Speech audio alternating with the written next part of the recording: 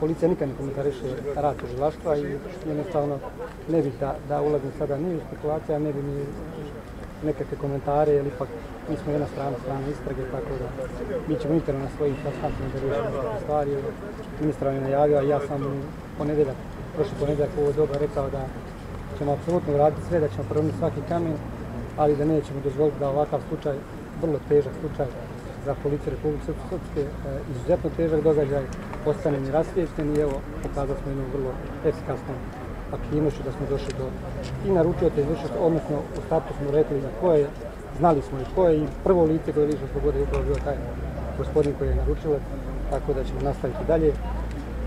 Nećemo stati na ovom, to sam već rekao i mislim da ćete imati priliku da vidite dalje aktivnosti. Da li je na bilo koji način policiji moglo da našteti to što je gospodin Dodik najavio akciju za subotu navečer, već u subotu nekad poslijepodne?